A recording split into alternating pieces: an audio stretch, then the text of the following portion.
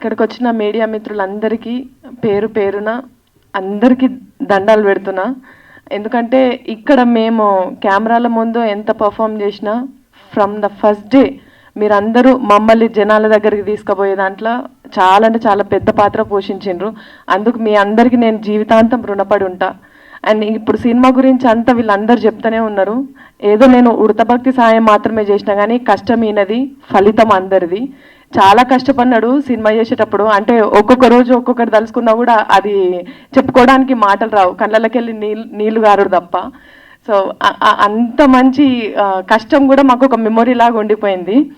ముగ్గురితో start అయింది cinema. Rakesh గారు, అంజన్న, చరణ్ అన్న ముగ్గురితో స్టార్ట్ అయ్యి దాని తర్వాత వంశీ శేఖర్ అన్న వాళ్ళ హ్యాండ్ పడంగానే చాలా అంటే చాలా లక్కీగా ఫీల్ అయినాం మేము. ఆ తర్వాత శ్రీనివాస్ గౌడ్ గారు ఈ ప్యాటర్న్లోకి రాగానే అసలు ఇంకా మా ఆనందానికి మా కష్టానికి ఇట్లాంటి కష్టాలు ఇంకా ఎన్నైనా ఎదుర్కోవచ్చు అనే ఒక భరోసా వచ్చింది. అంటే ఒక మంచి జరిగేటప్పుడు ప్రకృతి దానంతట అదే అన్ని క్రియేట్ చేసుకుంటుంది అన్నట్టు. ఈ సినిమా స్టార్ట్ చేసిన దగ్గర నుంచి చరణ్ అన్న అప్రోచ్ అయిన విధానం కావచ్చు, అంజీ అన్న దగ్గరకు వచ్చిన విధానం కావచ్చు, వంశీ శేఖర్ అన్న వాళ్ళు వచ్చిన విధానం కావచ్చు, సినిమా రిలీజ్ డేట్ ఫిక్స్ చేసుకున్నాం రిలీజ్ అవుతుందో కాదో అని చెప్పి డైలమాలో ఉన్నప్పుడు శ్రీనివాస్ గౌడ్ గారు ఒక దేవుళ్ళలాగా వచ్చి మేము రిలీజ్ చేస్తాము అని చెప్పి హామీ ఇచ్చిన విధానం కావచ్చు. మాకు చాలా అంటే చాలా ఇంకా అంటే మేము ఫ్యూచర్లో ఇంకా సినిమాలు చేస్తాం కావచ్చు, ఇంకా కష్టపడతాం కావచ్చు, కానీ ఈ సినిమా ఇచ్చినంత మెమొరీ కానీ ఈ సినిమా ఇచ్చినంత రిలేషన్స్ కానీ అంటే ఇవన్నీ మేము జీవితాంతం కాపాడుకుంటే మాకు అదే పెద్ద కోట్ల ఆస్తి అనుకుంటా. నేను ఈయన లైఫ్లోకి వచ్చేటప్పుడు సింగిల్ని, అంటే నాకు నిజంగా కూడా ఒక సర్కిల్ మెయింటైన్ చేయడం నాకు రాదు. నేను సింగిల్గానే ట్రావెల్ అయినా, సింగిల్గానే నా కెరియర్ నేను స్టార్ట్ చేసిన.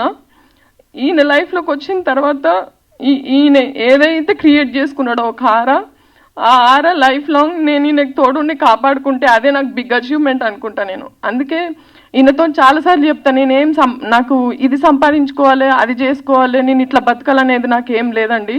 మీరు సంపాదించుకున్న వాటిని నేను కాపాడుకుంటే నా జన్మ ధన్యం అది అని చెప్పి.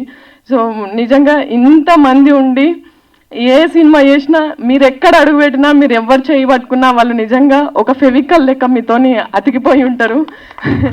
మిమ్మల్ని వదులుకోవాలని ఎవరు అనుకోరు. అంటే ఒక ఫ్రెండ్ లాగా లేకపోతే ఒక రిలేషన్ లాగా వచ్చిన వాళ్ళే మిమ్మల్ని వదులుకోవడానికి ఇష్టపడకపోతే, నేను మిమ్మల్ని కష్టంలో వదిలిపెట్టి మీరు కష్టం మీరు పడండి, ఫలితం వచ్చిన తర్వాత మనం అనుభవిద్దాం కదా అని నేను ఎట్లా అంట.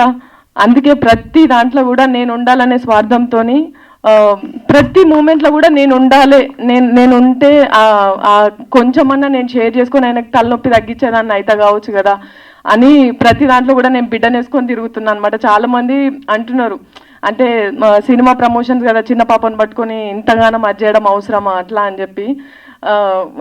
కష్టపడుతున్నది నా భర్త కదా, ఎదురింటోళ్ళు పక్కింటోళ్ళు అయితే నిజంగానే సుట్టం సూపు లెక్క పోతుంటేనేమో కానీ నా పెన్మిటి కాబట్టి నేను పక్కకుంటేనే ఆ ధైర్యం నాకు ఉంటుంది అనే ఒక ఆశతోని ఇట్లా పోతున్నా. సో సినిమాలో పనిచేసిన తండ్రిగా పనిచేసిన లోహిత్ అన్న నన్ను ఇక్కడ కూడా నన్ను మాట్లాడినారా, ఇక్కడ కూడా నన్ను తొక్కేస్తారా మీరు, మాట్లాడినాయండి నన్ను కొంచెం. సో లోహిత్ అన్న కావచ్చు, మహిమధు అన్న అండ్ లతక్క వీళ్ళందరి గురించి ఎంత చెప్పుకున్నా తక్కువే. అంటే లొకేషన్లోకి వెళ్ళిన తర్వాత ఈయనని చూసుకొని నేను చాలా రిలాక్స్గా కూర్చుంటుండే. ఎందుకంటే ఇక్కడ కూడా నేను కొంచెం జాగ్రత్తగా చూసుకోవాలా ఏమన్నా, అంటే మైండ్ ప్రెషర్ అనేది భార్యకే అర్థమవుతుంది, కొంచెం చుట్టూన్న వాళ్ళకంటే కూడా ఆ వైబ్ ఏందనేది తెలుస్తుంటుంది, ఈయన టెన్షన్ పడుతున్నాడా ఏంది అనేది ముఖం చూసినప్పుడు. కానీ నేను లొకేషన్లో ఉన్నప్పుడు కొంచెం రిలాక్స్గా ఉంటే, ఎందుకంటే నేను చూసుకున్న దానికంటే 100% వీళ్ళు చాలా అంటే చాలా కేరింగ్గా చూసుకుంటుండే. సో ఎస్పెషల్లీ అంజీ అన్న అండ్ చరణ్ అన్న మీరు ఈ సినిమాకు దొరికిన అదృష్టం అనుకుంటా నేను. ఎందుకంటే అన్నాని ఏ ముహూర్తంలో పిలిచిండో కానీ సొంత తమ్ముళ్ళని ఎట్లా చూసుకున్నారో అంతకంటే ఎక్కువ చూసుకున్నాడు.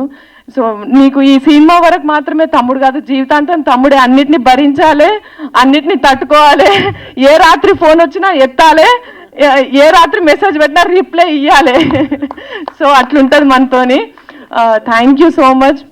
మళ్ళీ ఒకసారి నేను అంటే పేరున అందరు చెప్పిండ్రు కదా, మళ్ళీ నేను చెప్తే ఇప్పటికే లేట్ అయిపోయిందని చెప్పేసి మా ఆయన పక్కకుండి చేతులు అగో కాళ్ళు కళ్ళు పిసుకుతుంటారు. So so thank you so much అందరికీ. సార్ ఒక్క 5 minutes ఇక నేను మాట్లాడితే అయిపోయినట్టే.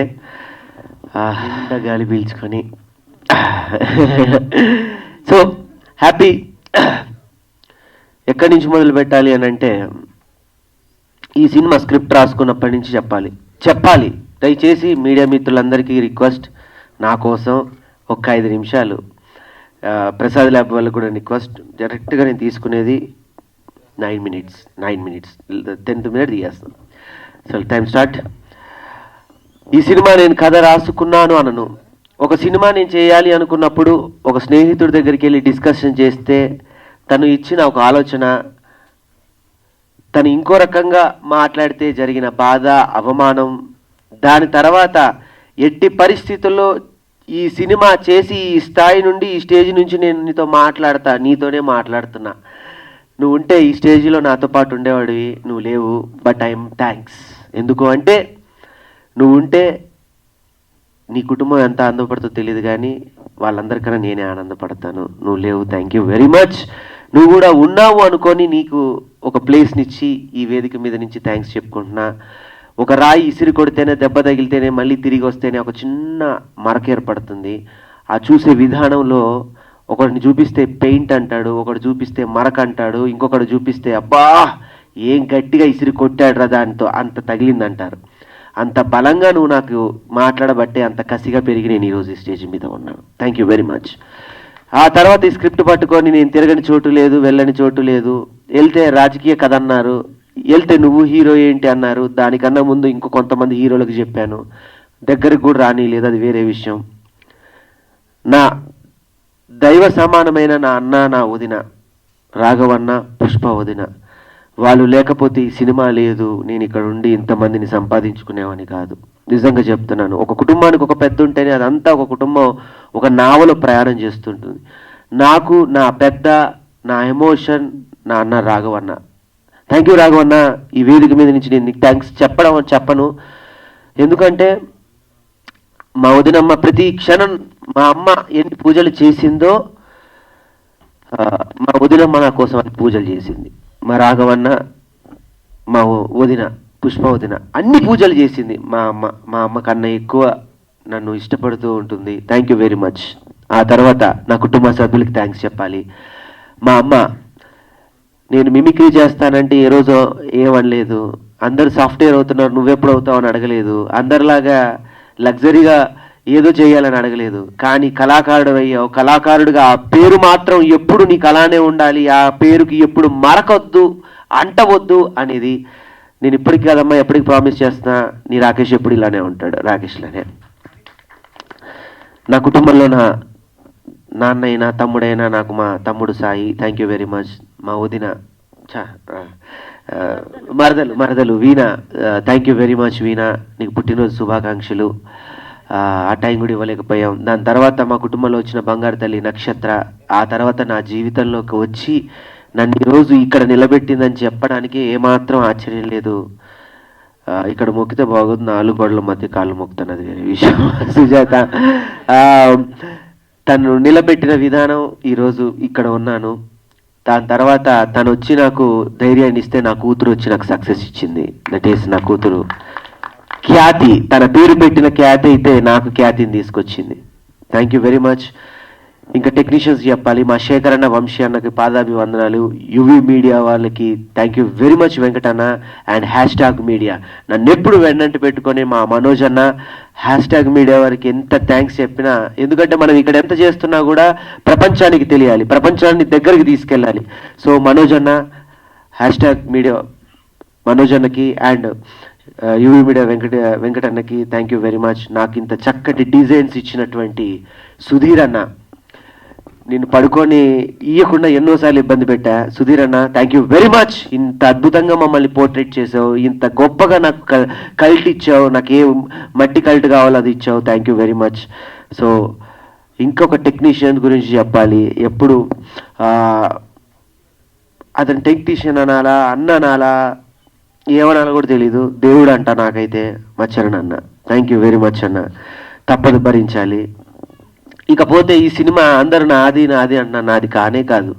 ఈ పదానికి దీనికి ఒక పేరు హ్యూమరాజులుగా జాయిన్ చేసుకుంటే మీకు శక్తి వస్తుంది, బలం వస్తుంది అన్నట్టుగా కొన్ని నేను నాకు పాజిటివ్గా అనిపించినప్పుడు కూర్చున్నప్పుడు నన్ను ఈ స్థాయిలో నిలబెట్టి ఈ అందరి ముందు నన్ను తలెత్తుకునేలా చేసిన వ్యక్తి గరుడవేగ అంజన్న. అందుకే గరుడవేగ మేకింగ్స్ అని పెట్టుకున్నాను. ఆ మేకింగ్సే నన్ను ఈరోజు కింగ్ చేసి ఇక్కడ నిలబెట్టింది. థ్యాంక్ యూ వెరీ మచ్ అన్న. నీకు నేను థ్యాంక్స్ చెప్పను, ఎందుకంటే థ్యాంక్స్ అంటే ఒక దాంతో పోయేది. నెక్స్ట్ మన సినిమా ఉంది, సారీ చెప్పకూడదు కదా, అది వేరే సందర్భంలో చెప్తాను. ఇక్కడతో అయ్యేది కాదు. త్వరలో ఈ నెలలోనే ఇంకో సినిమా నెక్స్ట్ వెంటనే ప్రకటిస్తున్నాను మీ మీడియా మిత్రుల సహాయ సహకారాలతో. మా వదినమ్మ పార్వతమ్మకి థ్యాంక్స్, ఎందుకంటే నిన్ను ప్రతి క్షణం ఈ సినిమాకి ఎవరైనా బ్లడ్ పెట్టారంటే ఆయనే పెట్టారు. అంటే ముక్కులోంచి బ్లడ్ వచ్చేది పాపం. సారీ అన్న. మా పార్వతమ్మకి థ్యాంక్స్. మా లోహిత్ అన్నకి, ఆయన నాకు ఈ సినిమాతో సొంత తండ్రి అయిపోయాడు, ఇంకా అంతకన్నా ఏం చెప్పలేను. మై మధు అన్న, ఈ సినిమాతో నాకు ఒక గట్టి వాదన లాంటి ఒక బలమైన ఇది దొరికింది. నా స్నేహితులు, నా బైరన్న కానీ మిత్రులు, మా అమ్మగా చేసిన కీర్తిలత గారు కానివ్వండి, అసలు వాళ్ళకి నేను ఏమి ఇవ్వాలి, ఏమి ఇవ్వగలను అనేది కూడా నేను చెప్పలేను. డబ్బులు ఇస్తే ఆ క్షణం అయిపోతుంది, ప్రేమిస్తే దాన్ని ఎంతవరకు తీసుకెళ్తామో తెలియదు, కానీ రుణపడి ఉంటాను మాత్రం నేను డెఫినెట్గా చెప్పగలను. అమ్మ మీకు కూడా thank you very much. And Venkatanna, and నీకు, చందన్న, మా వీరబాబుకి, అన్న చిరంజన్ గారు. త్వరలో ఈ సినిమా ఇక్కడితో అయిపోవట్లేదని ఒక బాధ. ఒక సినిమాతో ప్రయాణం స్టార్ట్ చేస్తే ఇది సక్సెస్ మీట్ కాదు, ఈ సినిమాకి నాకు ఒక బంధం దూరం అవుతుంది అని ఒక చిన్న బాధ. ఒక బిడ్డని పెంచి పోషించి ఇది బయటికి వెళ్తుంది రేపు ఆహా ద్వారా ప్రపంచవ్యాప్తంగా. దీంతో నేను 2 సంవత్సరాలు జర్నీ చేశా ఈ సినిమాతో. పడుకున్న ఈ సినిమానే, లేస్తే ఈ సినిమానే, మంచినీళ్ళు అయినా, తిన్నా, పడుకున్నా ఈ సినిమా తప్ప నాకు ఇంకేమీ లేదు. ఈ సినిమా కోసమే నేను బయటకు వచ్చాను. ఒక అద్భుతమైన కోడిలాగా నన్ను పిల్లలు ఎలా పోషిస్తారో అలా మా జబర్దస్త్ మమ్మల్ని పోషిస్తూ ఉంటుంది. దాని నుంచి వచ్చాం, ఒక వలయం నుంచి. ఏమైపోతామో తెలీదు. రేపటితో ఈ సినిమా, నా పెన్ను పేపరు సో ఆహాతో రేపు ఒక ప్రమోషన్ సాంగ్తో మళ్ళీ మేము ఈ జర్నీ స్టార్ట్ చేస్తాం. అంత అద్భుతమైన పాట ఇచ్చాడు నాకు చిరంజన్ అన్న. Thank you very much. రేపు ఆహాతో మళ్ళీ స్టార్ట్ చేస్తాను ప్రచారం. ఈ సినిమా ఇంకా అయిపోలేదు. ఈ సినిమాకి ఆ రోజు చెప్పాను ప్రెస్ మీట్లో, అవార్డు తీసుకొచ్చేదాకా పడుకోనని. ఈ సినిమాకి అవార్డు వస్తుంది, గొప్ప పండగ చేసుకుంటాం. Thank you very much. Already వచ్చినట్టే అవార్డు, కానీ ఇంకో గొప్ప అవార్డు ఏంటంటే రేపు ఎల్లుండిలో బంజారా దగ్గర నుంచి ద బెస్ట్ బంజారీ అవార్డ్స్ మనకి రాబోతుంది. అక్కడి నుంచి ఇంతవరకు అవార్డు ఎవరు వాళ్ళు తలుచు, అంటే అవార్డు అంటే ఒకళ్ళు ఇస్తే కాదు, వచ్చేది కాదు. దీనికి ఇవ్వాలిరా, మనం ఇవ్వకపోతే మనం ఎందుకు అనే స్థాయి నుంచి వాళ్ళు నాకు బంజారీ వాళ్ళు 2024 ద బెస్ట్ అవార్డు ఇవ్వబోతున్నారు. దీన్ని రేపు నేను నేషనల్ అవార్డు దాకా తీసుకెళ్ళి ప్రయాణం చేస్తాను. డెఫినెట్గా చెప్తున్నాను, పత్రికా ముఖంగా పార్ట్ 2 కూడా ఉంటుంది డెఫినెట్గా. ఎందుకంటే నా పెన్ను, నా పేపర్ ఆపడం నాకు ఇష్టం లేదు. ఈ సినిమాని నేను కంటిన్యూ చేస్తూనే ఉంటా. నెక్స్ట్ రేపటి సినిమా కూడా అనౌన్స్మెంట్ చేద్దాం అనుకున్నాం, కానీ సమయం లేదు కాబట్టి ఒక మంచి సందర్భంలో చెప్తాను. మళ్ళీ ఇదే టీం రిపీట్ అవుతుంది సక్సెస్కి. ఇదే టీం మళ్ళీ మీ ముందుకు వస్తాం ఒక మంచి టైటిల్తో, ఒక మంచి సినిమాతో. మళ్ళీ మీ అందరి ఆశీర్వాదాలతో డెఫినెట్లీ హిట్ కొడతాం. Thank you very much. So happy. Media మిత్రులందరికీ నేను వచ్చి మీ అందరికీ థ్యాంక్స్ చెప్పుకుంటాను, మీ అందరికీ నేను కృతజ్ఞత చెప్పుకుంటాను. Thank you very much. Thank you.